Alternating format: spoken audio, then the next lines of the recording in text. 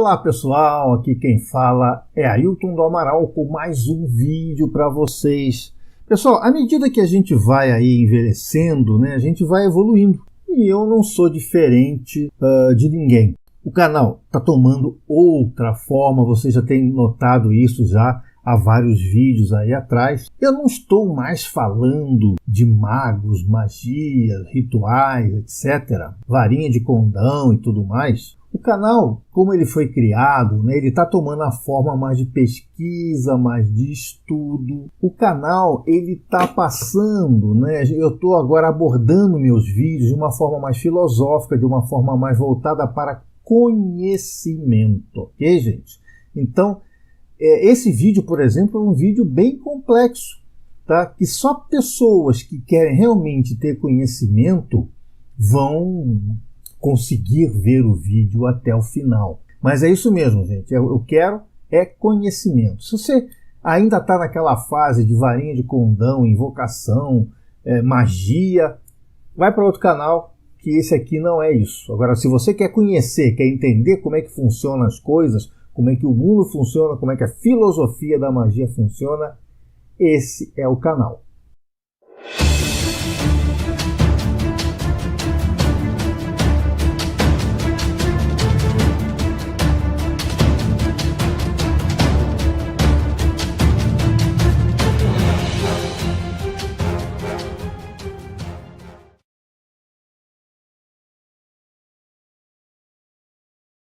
Agora vamos entrar em outra parte também do estudo da Cabala, que é uma parte bastante interessante, que é os quatro mundos. Se a gente olhar aqui, a árvore da vida é dividida em quatro mundos, né? Então, existem realmente não só quatro mundos, existem trocentos mundos, mas didaticamente a gente vai dividir aqui em quatro mundos. Dependendo da vibração que a gente esteja, pode ter 1000 mundos, 2000 mundos, tanto faz. Então, a gente vai dividir aqui didaticamente em quatro, que é para a gente conseguir entender a árvore da vida. O primeiro mundo lá em cima é o Atzilut, que é o mundo do ar.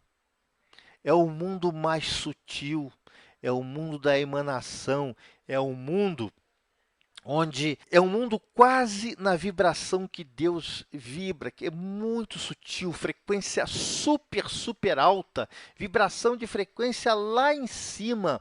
E a gente tem o Atzilut como ar, como exemplo, que é o que a gente chama de primeiro véu. A Cabala não chama, mas muita gente chama de véus de Isis. E depois a gente tem um mundo de Briar, né? Então vamos lá, no mundo de Atzilut é um mundo onde não existe nem tempo e nem espaço. Esse conceito de tempo e espaço não existe. Por quê? Porque é muito sutil, é um mundo muito superior. Então, lá não existe nem tempo nem espaço. Tá? É difícil da gente compreender um mundo que não tenha tempo e espaço, mas, segundo a Cabala, esse mundo existe. Depois a gente tem um mundo menos sutil que o mundo de Atzilut, que é o mundo de Briar. Esse mundo já existe o tempo, mas não existe o espaço. É um mundo temporal, ou seja, existe passado, presente e futuro lá. Na realidade, há uma inversão aqui. Segundo o meu entendimento, o mundo de Atzilut seria o mundo do fogo. Porque, no meu entender, Ailton, o fogo é mais sutil que o ar. Mas tem gente que não aceita. Mas isso também não é para ficar discutindo, a gente tem que discutir o que filosoficamente é importante. Esse mundo seria o mundo do ar, não do fogo. O fogo seria o mundo de Atzilut, mas aí são questões a serem discutidas. Abaixo do mundo de Briar, a gente tem o mundo de Yetzirah, que é um mundo espacial, tem espaço, mas ele não tem tempo. É o mundo seguinte do mundo que a gente vai evoluir.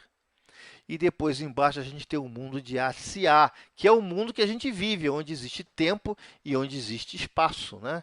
Ah, você vai encontrar comigo em tal lugar assim, assim, a tal hora. Então, tempo e espaço. Então, o tempo trabalha de forma diferente do nosso tempo aqui material. Isso é outra coisa que tem que deixar sempre em mente e nunca esquecer. Então, o mundo de Asiá, que é esse mundo aqui embaixo, ele é o mundo da ação, é o mundo das coisas acontecendo, né? O mundo de Yetzirah, a gente chama de mundo da formação. O mundo de Briá é o mundo da criação e o mundo de Atzilut é o mundo da emanação. Se a gente olhar o surgimento do universo, vai ser muito fácil a gente entender, né? Atzilut é aquele ponto do universo, a criação foi quando o universo começou a ser criado, formação, quando o universo começou a ser formado, e a manifestação é o universo se manifestando hoje no que ele é. Tá? Dá para a gente entender dessa forma. Então, esses 4 mundos são representados no tarô, onde cada naipe representa um mundo de emanação. Então, a gente tem o seguinte, Paus, o naipe de Paus, ele representa o espírito. Então, ele é um naipe de Atzilut. O de Copas, ele representa o mundo de Briá, que é a água, que é o nosso intelecto. O de Espadas representa a letra Vav, que é ar, que é o mundo astral. O naipe de Ouros representa a terra, que é Asiar, que é material. Então, a gente tem Paus, que é o mais sutil, Copas, que é o menos sutil, a gente vem para Espadas e depois para Ouros, né, que vem de ouro, do mundo material. Né? Ouro, o que é? É a riqueza material. Continuando aqui nos 4 mundos, vamos falar um pouquinho aqui do mundo de Atzilut, que é o primeiro mundo. Então, Atzilut. Atzilut é o mais alto dos 4 mundos, nos quais existe a árvore da vida. Ele é seguido por Briá, que é conhecido como o mundo das emanações, ou o mundo das causas. Na Cabala, cada uma das Séfirot desse mundo é associada a um nome de Deus. Esse mundo é associado, então, ao naipe de Paus de Tarô, o mundo de Atzilut. Então, em Atzilut, a gente tem a energia mais pura, a gente tem a força divina. Essa força divina, ela é subdividida nas 10 esferas que vêm abaixo, mas é onde emana essa luz divina. Então, a Atzilut é o reino da divindade pura. Os 4 mundos da Cabala se relacionam com a árvore da vida de 2 formas principais. A árvore toda está contida em cada um dos 4 mundos, ou seja, cada mundo desse aí pode ter a sua árvore da vida inteira dentro dela. Eu posso ter uma árvore da vida para cada mundo desse. E dessa maneira, cada árvore fica uma acima do outro. Assim como a gente tem a árvore da morte que fica abaixo, a gente tem mais 4 árvores da vida para cima. Por quê? Cada estágio de evolução a gente pode entender como uma árvore da vida. E esses estágios de evolução, ele é chamado por um diagrama de escada de Jacó. É a subida aos céus através de uma escada. E a gente pode entender também que a árvore pode ser subdividida em 4 seções horizontais, cada uma delas representando os 4 mundos, que é essa divisão que eu fiz para você, que é a divisão mais simples de entender. Mas você pode perfeitamente colocar uma árvore da vida inteira em cada mundo desse. Então, essa representação ela é chamada de escada de Jacó. É uma representação bem mais complicada que a representação da árvore da vida dessa forma. Tá? Então, deve ser lembrado também que na Cabala, cada uma das 10 Séfiras também pode ter uma árvore da vida inteira dentro dela. O reino de Atzilut é, portanto, relacionado com as 3 Séfirot do topo da árvore da vida, que é Keter, Chokhmah e Binah. Essas 3 são consideradas completamente espirituais na natureza e separadas do resto da árvore por uma região chamada abismo. É onde fica o que fica nesse abismo aqui? Ou conhecimento, ou também chamado de abismo. A palavra Atzilut ele é derivada da palavra Atzal, que é a emanação, né? A teoria da emanação, que é concebido como um ato livre da vontade de Deus. Se esforça para superar as dificuldades que se prendem à ideia de criação em relação a Deus. Então, o que são as 3 dificuldades? A analogia que a gente analisa para a emanação ou é a esponja encharcada que emite espontaneamente a água que absorveu, né? Você vai enchendo a esponja, ela vai começando a vazar água. Ou a fonte que jorra e depois transborda. ou a luz do Sol que envia raios. Parte de sua própria essência, né? Porque o Sol, na realidade, quando ele libera raios para a gente, ele está liberando parte dele mesmo. Então, para todo lugar, sem perder qualquer parte, entretanto, em infinitesimal de seu ser, já que foi a última dessas analogias que mais ocupou e influenciou os escritores cabalistas. Então, Atzilut, ela é associada ao Sol, porque ela é mais corretamente interpretada como irradiação. Então, Atzilut, ela corresponde à primeira letra da palavra Yahvé. Ela é Yod, que é o mundo da emanação, que pode ser definido como a ideia. Yod, ela é o arquétipo que corresponde ao elemento fogo, que é tão sutil, que não tem nem espaço nem tempo. Por isso que ele é um ponto microscópico onde cabia nele todo o universo. Porque em Yod ele é não temporal e não espacial. Tá? Então ele representa bem o mundo de Atzilut. Nossas almas estão quebradas no mundo de Briar. Né? No Briar e Yetzirah Asiá. Quando nos unimos, iremos ascender ao mundo de Atzilut, que significa em sua casa. Né? Yetzlo, em sua casa. Se subirmos de lá, de baixo para cima, com as nossas próprias forças, então atingimos a nossa correção final. Dessa forma, nós corrigimos o rompimento que ocorreu no mundo da Nekudim. Nekudim é ponto, tá? Ponto em hebraico, que é o pontinho de hebraico lá onde foi criado o universo. E o mundo de Briá? O mundo de Briá é um mundo que a gente chama de mundo da criação. É aquele que está encarregado, por dizê-lo assim, de realizar a criação propriamente tal. É onde o universo começou a ser criado. Então, nesse mundo se delegam as faculdades correspondentes por parte do mundo divino, ou seja, de Atzilut. Então, a vontade de Atzilut, ela começa a se manifestar em Briá.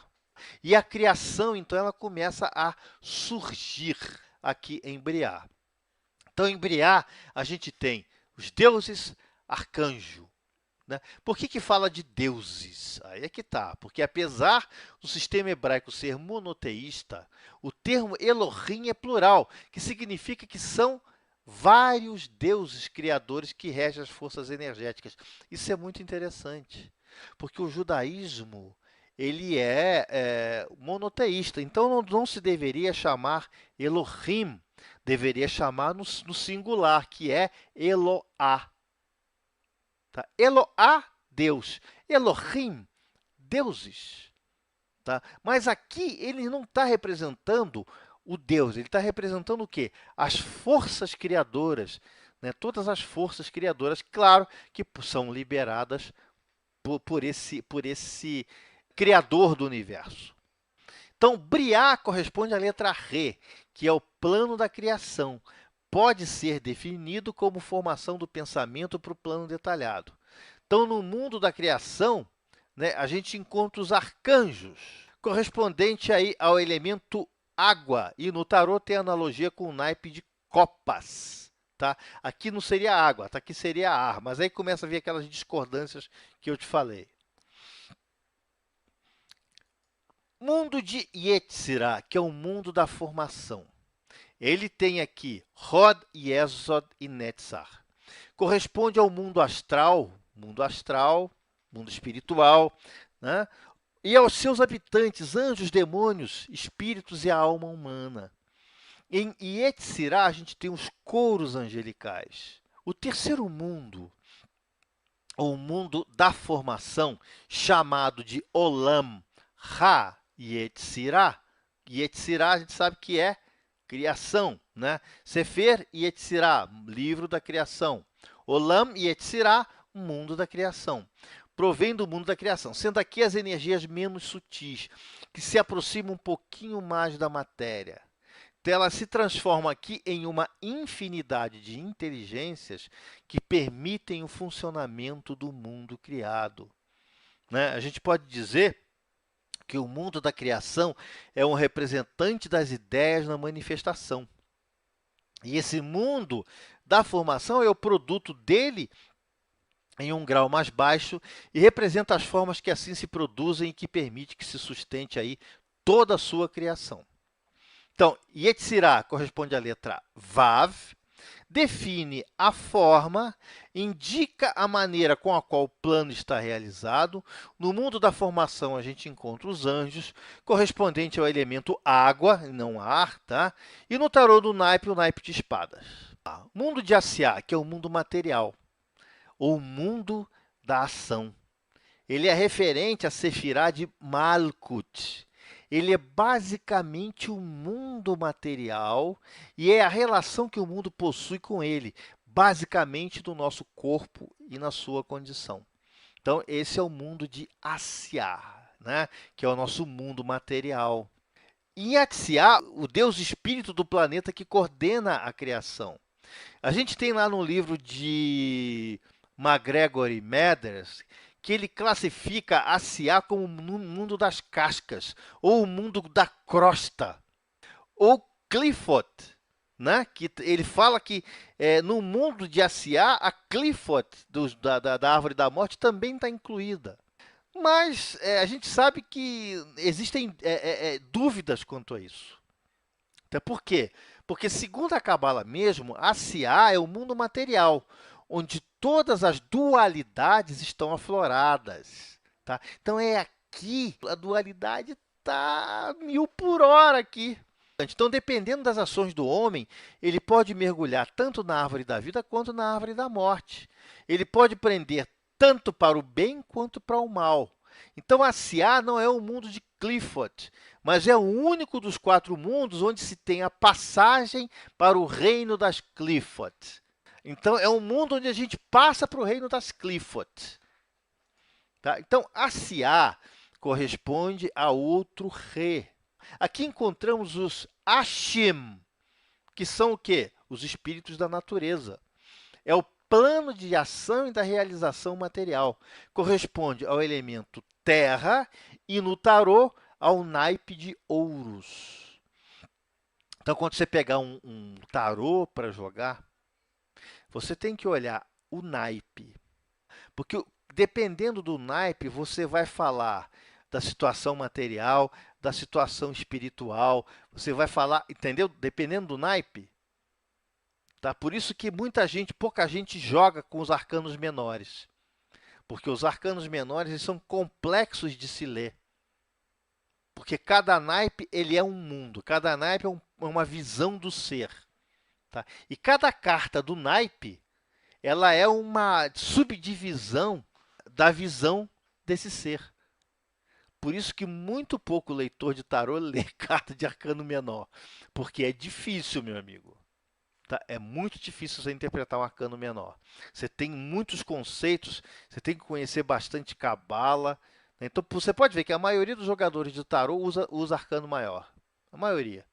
E, realmente, se você for jogar um jogo de tarô, você tem que separar os arcanos maiores dos menores. Tá? Nunca jogar junto no mesmo jogo. Por exemplo, você pega um jogo com arcano maior, ele te dá um resultado. Se você quiser, por exemplo, entrar no detalhe desse resultado, aí você usa os arcanos menores. Tá? Que aí ele vai te dar o detalhe do detalhe do detalhe. A escada de Jacó, que é o entendimento dos 4 mundos através da escada de Jacó. Ou seja, cada um dos mundos ele tem uma árvore da vida separada em cada mundo. Tá? Na realidade, a escada de Jacó ele é uma interpretação, mas é uma interpretação interessante também. Por isso que eu estou jogando aqui. A concepção bíblica de Jacó. Quem foi Jacó? Jacó foi aquele cara que adormeceu e teve uma visão de uma escada levando aos céus. E essa visão que ele teve foram anjos subindo e descendo essa escada que leva aos céus. Por isso que essa escada é chamada de escada de Jacó. Ou seja, cada degrau que você sobe essa escada de Jacó, você está evoluindo em direção ao Espírito.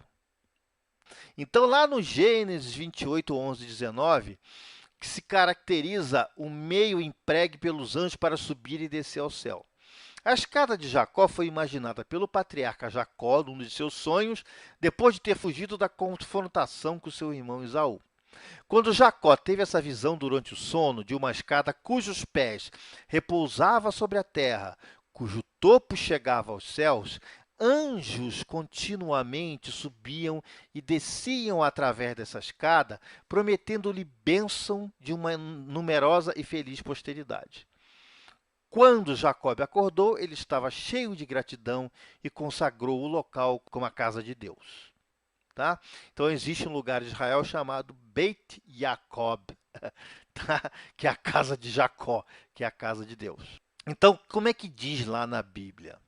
E saiu Jacó de Beersheba e foi a Harã, e chegou ao lugar e pernoitou ali, porque se havia posto o sol, e tomou das pedras do lugar e colocou a sua cabeceira, e deitou-se naquele lugar, e sonhou, e eis que uma escada estava apoiada na terra, e o seu topo chegava aos céus.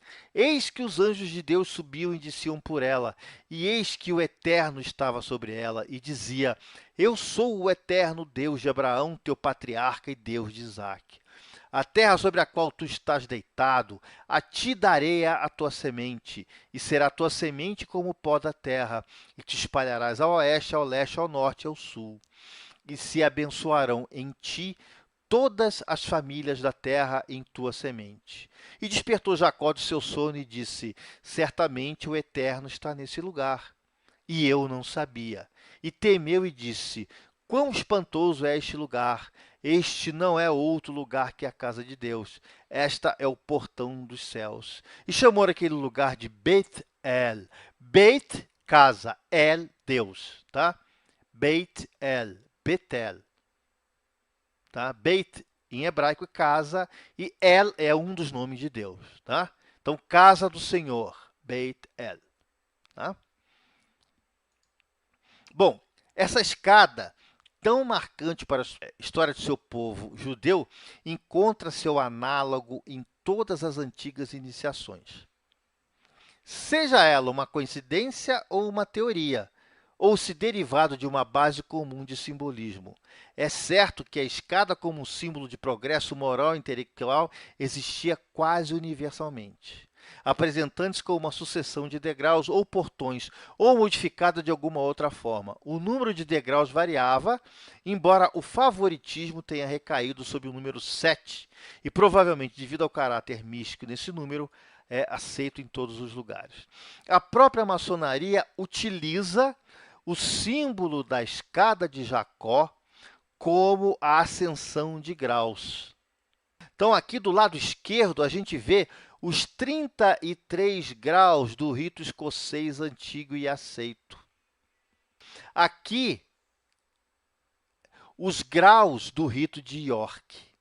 Aqui, os graus do rito de York, que são menos graus, mas o caminho para subir esses graus é mais difícil. No rito escocês antigo e aceito, você tem até o grau 33. No grau de York, o grau 11, tá? Que é o último grau do rito de York.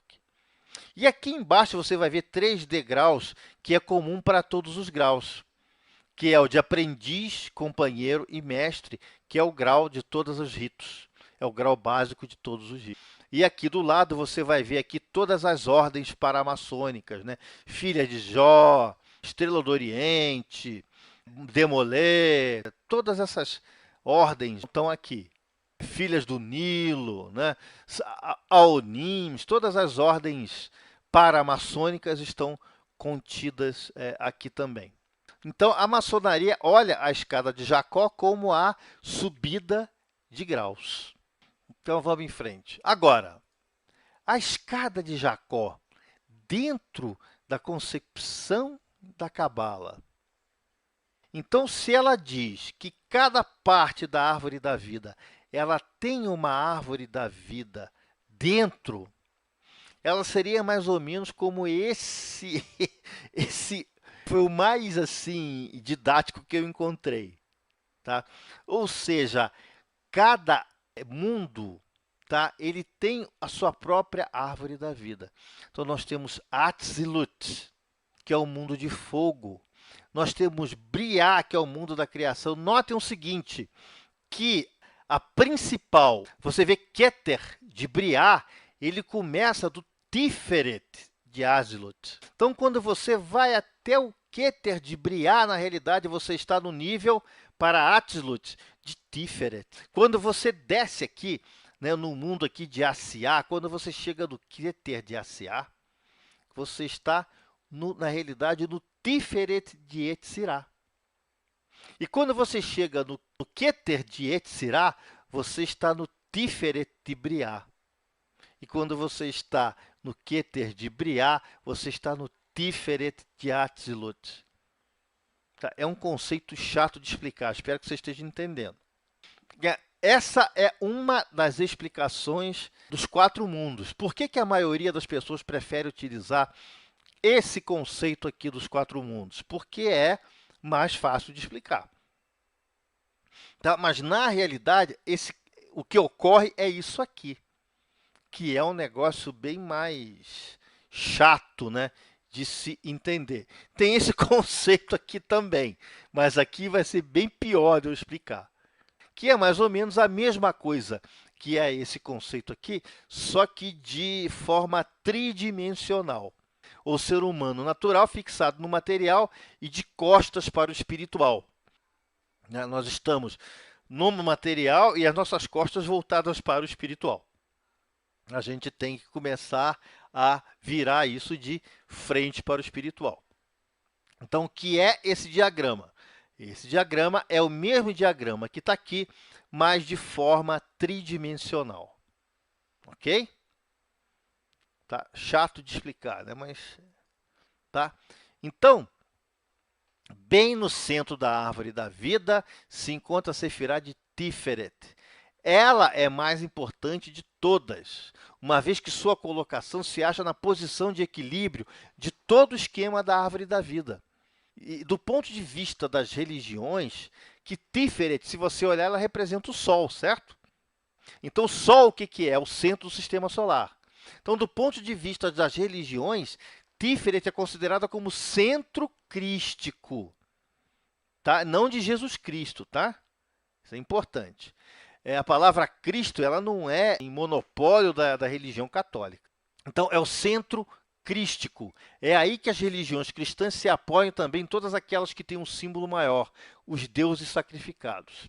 As religiões panteístas se identificam com Yesod. As metafísicas, tais como o budismo e o confucionismo, centralizam lá em Keter. Mas a fé cristã, ela tem como característica Tiferet. Em vários gráficos de árvore, temos 3 figuras principais representando essa Sefirá. A criança Baco Dionísios, a cruz como presença crística do rei Arthur. Como Tiferet ela é associada ao Sol, que é o doador de luz, cada uma dessas figuras, à sua maneira, representa um aspecto desse de doação de luz. Embora o trabalho de Dionísio, que é importante a gente estudar o trabalho de Dionísio, não seja compreendido pela maioria das pessoas, que vem nele o representante da luxúria, que não é bem assim, a criança dionisíaca representa a pureza e a inocência. Tiferet, nessa posição, vai elucidar todo o trabalho do adepto ou do estudante, que acabará por compreender que é necessário o sacrifício. O sacrifício aqui eu jogaria mais como vontade, tá? Para poder alcançar a luz superior, que faz parte do caminho. Esse sacrifício é embasado no fato de que teremos que chegar à compreensão em relação ao nosso semelhante, pois cada um de nós está em uma das etapas do trabalho de evolução. Compreender, aceitar e não julgar é uma tarefa de capital importância para essa Sefirá. Esse tipo de compreensão está ligado à consciência superior, onde o ser humano se torna puro e se identifica com a realidade maior e transcendente. Na mitologia grega, Apolo, que é o Sol, né? E, consequentemente, Apolo está em Tiferet. Mas todos aqueles que, principalmente no cristianismo, é considerado como Deus é sacrificado, pertence a Tiferet. Porque Cristo, para a mística cristã, foi o sacrificado. Odin, para os nórdicos, também foi sacrificado. E a criança Dionísio se sacrificou posteriormente, né? Ela passou a ser também o sacrificado. Tá? Que o Dionísio ele tanto serve para o helenismo quanto para o celta.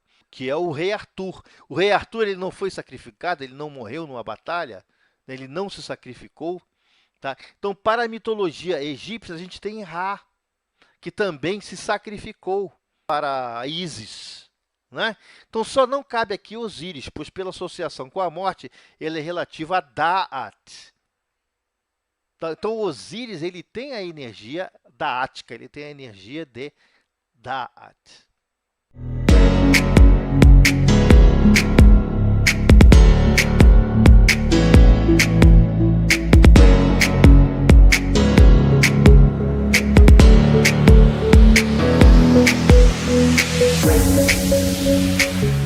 Bom, pessoal, espero que tenham gostado aí do vídeo, né? A essa altura do campeonato eu devo estar viajando, ok? Mas vídeo não vai faltar no canal, ok, pessoal? Vida longa e próspera, Ailton Alt.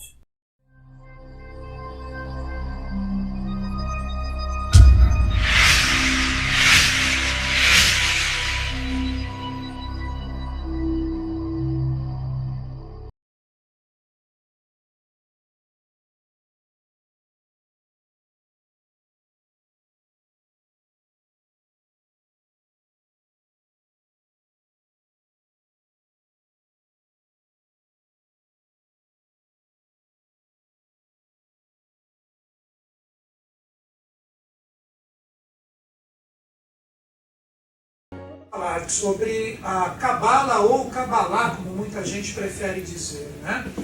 Eu sou um dos defensores que vários dos termos em sânscrito ou termos orientais está na hora da gente aprender a aportuguesá-los. Está na hora da gente começar a colocar várias palavras que, claro, vocês vão falar, não, mas elas possuem uma força no mundo arquetipal.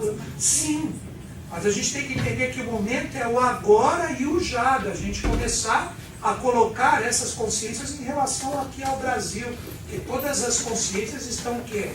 Estão praticamente voltadas aqui para a evolução do nosso país, né? Vocês não percebem tudo que está acontecendo no Brasil nesses últimos tempos? E vem, não quero entrar no mérito de julgar alguma coisa, de falar de influência, mas a gente vai ter Copa, vai ter Olimpíada. Então, de uma certa forma, mesmo em trancos e barrancos e através do poder temporal ou da materialidade, o mundo está olhando para a gente. Isso que vocês precisam entender. O mundo está olhando para nós. Então está na hora da gente dar uma portuguesada nisso. Então, se eu utilizar o termo cabala ou cabalá, é na mesma. O importante é saber o que ela representa. E tudo, praticamente, quando a gente fala de cabalá, sai daqui. Do que a gente chama de árvore da vida. Da árvore onde nós temos, o que é chamada de árvore da vida? Praticamente tudo é extraído daqui. Tudo sai daqui. Tudo vem daqui. Os 3 dias da criação, os 3 sistemas evolutivos anteriores a nós estão aqui. Quer ver como dá para entender isso de uma forma fácil aqui nesse desenho? Em triângulos. Nós estamos aqui, ó, nessa base aqui, que aqui se chama o trono de Deus ou Malkuth. Então aqui você tem a nossa hierarquia, que você pode chamar de 10ª aqui no caso, em 9. Acima que 9 é o número raiz da Cabala. Aqui você tem um triângulo superior e aqui você tem 2 voltados para baixo. Aqui você tem 2 triângulos voltados para baixo. Não é facilmente observado isso? Aqui você pode dizer que você tem o primeiro sistema evolutivo. O primeiro sistema evolutivo que trabalha, ou que trabalhou, né, você pode dizer assim, a parte do reino mineral do ser humano. Que não é esse mineral que a gente encontra hoje, mas foi a primeira tríade. Aqui nesse segundo triângulo para baixo, você tem o segundo sistema evolutivo. Tudo isso, muito tempo atrás, onde foi trabalhado o vegetal. E aqui você tem o terceiro sistema evolutivo, onde foi trabalhado o que nós chamamos a consciência do animal.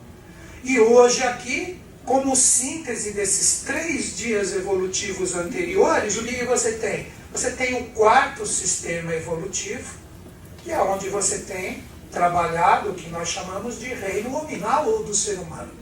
E onde que está a prova disso? Só para ficar como registro. Trabalhado na teosofia, isso também é ensinado na eubiose, o primeiro sistema evolutivo teve simbolicamente a regência de Saturno, que não é este planeta que faz parte do nosso sistema. É só uma representação simbólica para que o conhecimento seja passado adiante. O segundo, quer ver como os eubiotas sabem isso, ou pelo menos deveriam saber. Quem é de eubiose aqui? Levanta a mão aí. 90% aqui, nota. Qual foi o segundo sistema evolutivo? Qual foi o planeta, regente? Sol. Aí, ó, tá, o pessoal tá atento, ó, Sol. E no terceiro sistema evolutivo, qual foi o planeta, regente?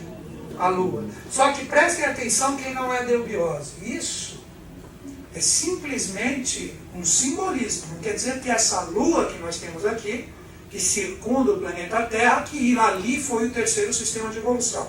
Isso é simbólico. Ela é na astrologia ele é um planeta que simboliza esse sistema de evolução. Aí você vai falar para mim, e o Kiko? Quem que é o Kiko? Kiko tem a ver com isso. Está aqui na árvore. Ó. Nessa primeira tríade, onde está essa circunferência verde, na Kabbalah, o planeta regente é Saturno. Olha aqui. Nesse segundo triângulo que está para baixo, esse que está no central, o amarelo aqui, adivinha quem é o planeta? Sol. O Sol. E por fim, complementar a ele, se densificando mais ainda para se projetar aqui embaixo, esse que está aqui embaixo, né, nessa parte roxinha aqui ou violeta, a Lua. Então você tem os 3 regentes dos sistemas de evolução anteriores projetados aqui. Então, na verdade, quando você começa a observar a Cabala, o que ela é? Ela é um instrumento de você entrar em sintonia com tudo que já foi trabalhado e está dentro de você. E quando você começa a entender os caminhos, que é o que a gente vai começar a trocar ideias agora, você começa a entender as sefirás, que são as consciências angélicas que estão nas circunferências, você na verdade está entrando em sintonia com tudo que já está dentro de ti. Quer ver uma coisa que a divindade faz que é maravilhoso? Vamos supor que é criado uma consciência que não teve nenhuma reencarnação ainda aqui no planeta Terra. E ela vai iniciar o seu ciclo reencarnatório. A partir do momento que ela nasce de um corpo que aqui está, tudo que existe de consciência ali é passado para ela pelo simples fato dela nascer aqui. Então todos os sistemas evolutivos anteriores, que talvez ela não tenha vivido ainda, que é uma experiência nova, ela recupera tudo isso com o nascimento. Vocês entenderam? Isso é passado. Isso é passado com o campo vibracional que se encontra dos seus progenitores no momento que ela nasce. No momento que ela nasce. E esse nascimento é tanto físico, no sentido da pessoa, que são seus pais, seu pai e sua mãe, que te deu a possibilidade de você ter um nascimento físico, como também tem o quê? Tem uma ligação hierárquica com as pessoas e com as hierarquias o qual você está ligado. Né? Que você pode chamar adeptos ou seres diferenciados, ao qual a sua linha pertence. E a Cabala te dá pistas em relação a isso. Que aqui você tem hierarquias que foram formadas, o qual você hoje aqui está, por isso que é o trono de Deus. Se você olhar essa base, se você tirar essa base, isso aqui seriam como balões de gás sem um fio terra. Então aqui, onde nós estamos, que aqui o nome do planeta dessa Sefirá é Terra. Terra, Terra. Aqui é Terra. Aqui não existe outro planeta a não ser o nosso. Por isso que está dividido em 4. Está dividido em 4 realidades. E quando você entra na sintonia desta força, dessa consciência, o que se processa? Você está trazendo todas essas consciências manifestadas para dentro de Malkuth. Então a árvore da vida, onde é que ela está? Está dentro de nós. Toda vez que você olhar para uma árvore da vida, é como se você estivesse olhando para um espelho. É como se você estivesse observando. Então olha aqui como é fácil entender isso. Você tem 3 pilares que fazem a construção da árvore da vida. Olha aqui, ó. 3 pilares. Consegue enxergar no sentido distinto a formação desses 3 pilares? Então esse pilar aqui, se você olha no seu espelho, é o lado esquerdo da árvore. É um espelho. É um reflexo de você mesmo. Aqui seria a sua parte central, como se fosse a sua própria coluna vertebral. E aqui o seu lado direito. Porque o ser humano ele é todo polarizado. O ser humano ele é a própria árvore da vida. tem 2 olhos, você tem 2 ouvidos, você tem 2 narinas, você tem 2 gônadas, que são os testículos masculinos e os ovários femininos. Então você é a própria árvore. Você é a própria árvore. E onde que está o ensinamento supremo disso? De você aprender a unificar as 2 forças polares para trazer a energia do centro. Aí surge o quê? O caduceu de Mercúrio, ou a iluminação. Isso que representa o trabalho da árvore da vida. E como que isso ocorre? Se você enxerga esses 3 pilares de uma forma distinta, você pode dizer da forma como você enxergar a polaridade. Se você pegar na maçonaria, você pega aqui, ó, aqui no centro, você tem o próprio grão-mestre. Aqui você tem Iaquim, que é J, e aqui você tem Boaz, que é o B. Aqui você tem a realização, aqui você tem a ideação. Aqui você pode dizer, aspas, não leve ao pé da letra, que aqui você tem o bem, ali você tem o mal. Aqui você tem o anjo, aqui você tem o diabo. Quer ver a árvore da vida nos desenhos animados? O garoto vai fazer uma bagunça e o diabinho no ombro esquerdo vai lá, cara, arrebenta, né? Detona tudo, o anjinho, não faça isso, fique tranquilo. Ele está trabalhando a árvore da vida, mas quem é que vai decidir? O anjinho ou o diabinho? Quem é que vai decidir? O centro que é ele mesmo. O centro que é ele mesmo. Daí você pega todos os mestres, Buda, né, Sakyamuni, Cristo, qual era o mudra, ou o gesto principal dos dois? Esse é o segredo, namaskara mudra, se trazer para o meio a consciência. Então existem vários exercícios de vários cabalistas que o principal é o quê? Se trazer para a serenidade, se trazer para o pilar do meio, para o equilíbrio. Quer ver o que acontece? Já conseguiram enxergar os 2 pilares distintos. Então você tem 3 consciências aqui, porque Deus é trino. Deus é trino. Vocês perceberam? Triângulo, triângulo, triângulo. Aqui 3, e aqui você tem o ser humano como 4 realidades. Ó, 4, 3, 3. Se você isola essas 2 realidades para que surja uma no meio, entenderam isso? Da mesma forma aqui, você equilibra as 2 e surge uma no meio. Aqui você também pega as 2 e transforma no meio. Olha quantas consciências surgem aqui. 1, 2, 3, 4, 5. Aqui eu não vou falar agora. 6, 7. Ou seja, você é o centro. Você desperta os 7 sóis em você, que são 7 centros de força, ou chakras, ou rodas, ou forças, ou consciências, que representa como os anjos atuam em você, no sentido de força e energia, e você como consciência, você ativa todo o seu sistema endócrino. Então você é a árvore da vida, você gera nova vida, novos frutos, novas realidades, novas consciências. É aí que vem o segredo dos caminhos, das sefiras, dos números pessoais. Tudo na Cabala é número. Tudo na Cabala se fundamenta em número. Quem era o grego que trabalhava com números o tempo inteiro e iniciava em cima dos números? Praticamente o primeiro grande mestre grego ali, de grande proeminência. Né? Depois dele que veio Sócrates, veio Platão, veio Aristóteles, e ele foi o primeiro ali. Então já estava sendo trabalhado todo esse processo aqui na Kabbalah, que agora o segredo é você o quê? Dar uma atualizada no conhecimento. Não ficar aquela coisa só de boca a ouvido. Tudo ser passado e através do que está aqui você começar a entender como isso se processa em você.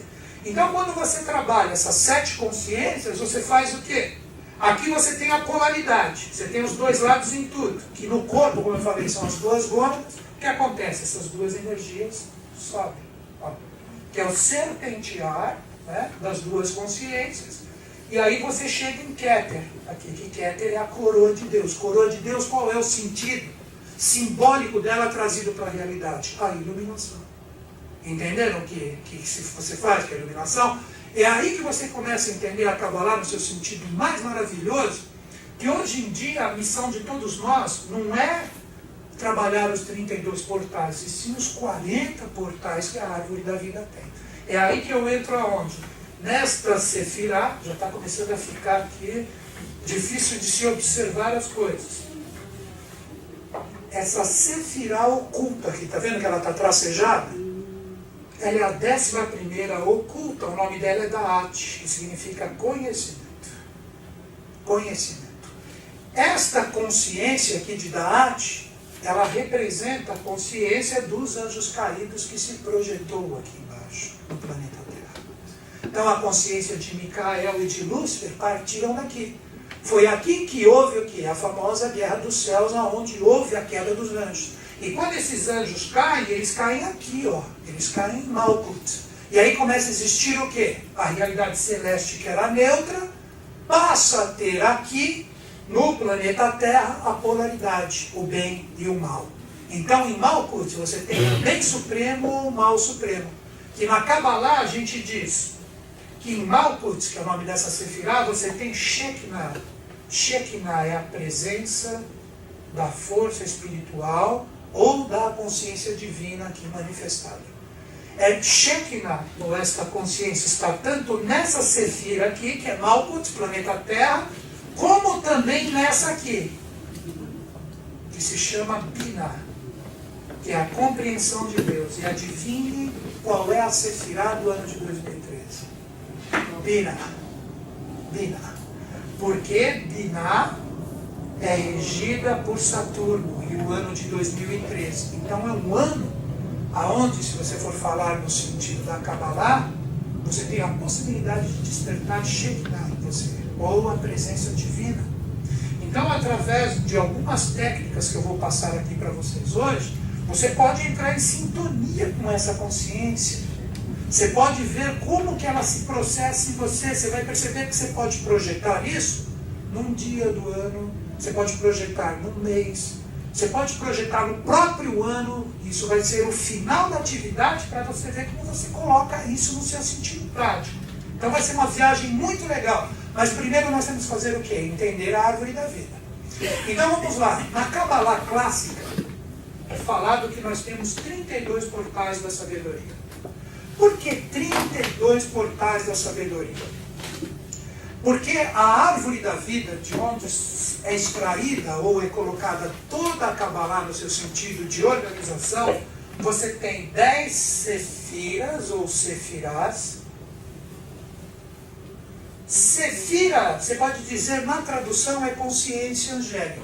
Aí você vai falar assim, como assim consciência angélica? No Ocidente você fala anjo. No budismo você fala Deva. Se você for falar em hebraico, você fala Sefirot, ou Sefirot, ou Sefirá. Então é anjo. Vocês estão entendendo o sentido de anjo? Então cada uma dessas circunferências são anjos. Por isso que é chamado de árvore sefirotal. Entenderam agora? É você trabalhando a consciência dos anjos manifestada diretamente aqui. Então, por isso que no ocultismo a gente fala que 9 é o número do adepto perfeito, ou daquele ser humano que se iluminou. Aquele que traz dentro de si a consciência de 7 iniciados. Então, se você olhar as sefirás que possuem aqui, não existem 10 sefirás? Olha aqui, ó. 3 aqui, 4 aqui, não contando a oculta, já vou chegar lá. Por isso que ela está tracejada. Porque ela está em potencialidade em cada um de nós. Vocês já vão entender por quê. Então você tem 3 aqui, 4 aqui, consegue enxergar 4 no meio? E 3 aqui, não são 10? Então você tem 10 limites angélicos ou 10 sefirás. E os caminhos que unificam essas sefirás, ou sefirot, são 22 caminhos. 22 caminhos. Eu já vou mostrá-los para vocês. São esses caminhos que aqui estão. Esses caminhos, 22 somados com 10, que número que dá? 32. Daí que você fala que existem 32 possibilidades de conexões com a árvore da vida. Então, começando a entender onde veio o famoso 32, no ocultismo, ou na ciência esotérica com S maiúsculo. Hoje nós chegamos no 32 porque nós vivemos um quarto momento evolutivo. São 4 o quê? São 4 reinos, são 4 elementos, e o número de Deus é 8. Porque ele parte de uma unidade que se ramifica em 7 expressões ou 7 consciências. Então ele é o 8º. Daí que vem esse número aqui sempre ligado a ele, que está presente no tarô, no arcano 1 do mago e etc. Se você pegar o 8, que é o número de Deus, vezes o dia da criação atual, 8 vezes 4, que número que dá? 32. 32. Nós hoje chegamos como consciência, claro que aqui de uma forma ainda bem deturpada e aqui também. Nós temos 4 chakras ou centros de força que cada um possui uma quantidade de pétalas. O chakra raiz ou básico tem 4 pétalas. O esplênico, que esplênico vem de spleen, que em inglês é baço, que é o chakra do baço, 6 pétalas, 6 e 4, 10. Mais 10 do umbilical. Faz a conta, 10 mais 10, é fácil. 20. Mais 12 do cardíaco. 32. Estão entendendo? 32 pétalas. Ou 32 portais que você trabalha com esses centros de força. A consciência está onde? Aqui é o segredo do Vishuddha ou do laríngeo.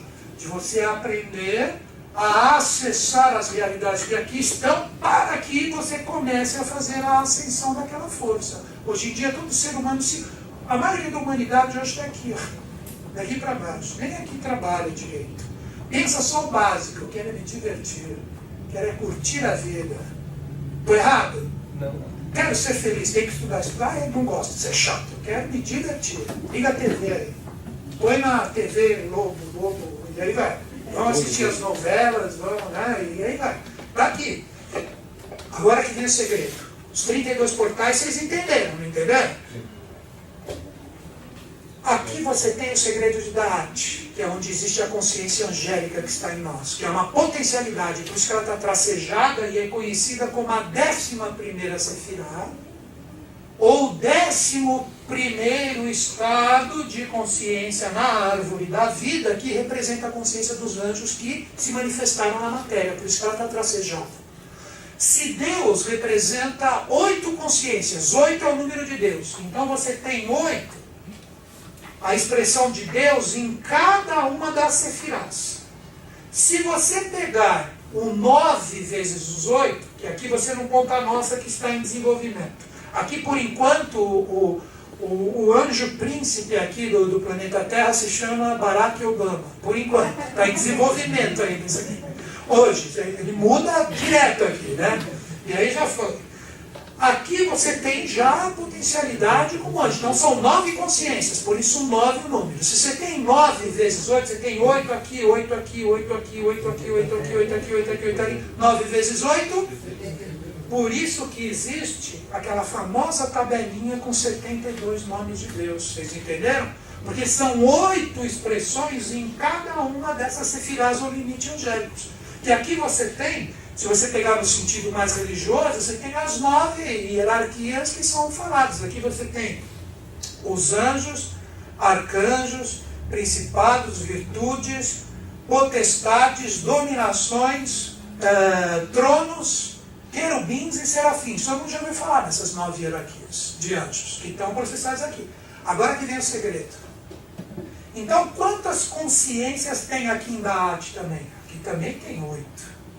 Aqui também tem 8. Se tem 32 portais da sabedoria, e aqui existem 8 possibilidades em Da'at, quanto que dá 32 mais 8? 40 é o número para você despertar Da'at em você. Se 8 vezes 4 você gera o número 32, quanto que é 8 vezes 5, que é o 5º sistema evolutivo ou o anjo que está dentro de você? 40. Por isso, 40 dias no deserto de Cristo, 40 anos de Moisés com o povo hebreu no deserto.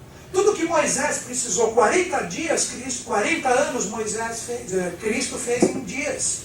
Cristo fez em dias.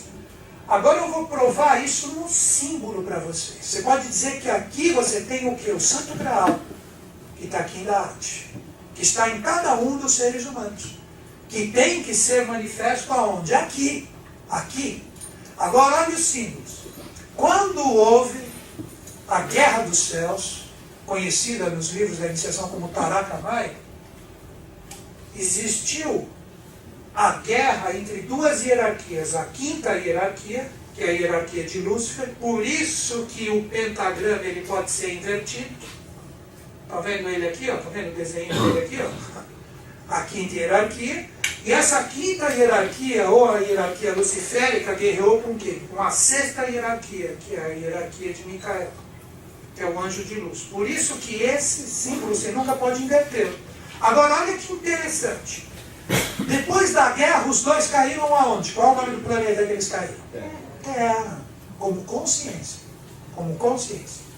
Quando esses anjos eles precisam utilizar um corpo físico, aí eles utilizam um ser que tem um corpo de quarto sistema evolutivo para eles projetarem a consciência deles. Aí que você tem o exemplo dos avataras, dos bodhisattvas, dos manus, dos yoganãs, que são hierarquias, que são o quê? Projeções da consciência desses dois anjos que dirigem o nosso planeta. Vocês estão compreendendo?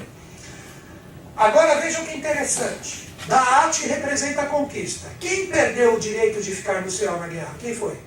Lúcifer. E ele é um ser de quinta hierarquia. Olha o desenho aqui projetado aqui, utilizando essas sefirás aqui. Olha que interessante, ó. Ó, olha que interessante aqui. Ó. Vocês estão conseguindo ver o desenho que se forma aqui? Ó? Ó, ó, ó. Aqui o que você tem? Um pentagrama invertido. Vocês não conseguem ver isso? Não conseguem ver o pentagrama invertido aqui? É só observar aqui. Ó. Você tem um pentagrama invertido aqui apontado para cá. Ó. Apontado para cá. Por isso que esses dois triângulos estão para baixo. Lembra o início da atividade? Por quê? Porque ele perdeu isso aqui. Então a quinta hierarquia cai. A quinta hierarquia cai no processo evolutivo. Vocês conseguem ver o desenho do pentagrama invertido aqui? Está difícil. Está difícil de ver o pentagrama invertido? Não está conseguindo enxergar? Olha aqui, ó, as duas partes de baixo, aqui seria como se fosse o coração, né? Como se fosse o coração, né? Como se fosse o coração da energia. Olha aqui, ó. Melhorou agora?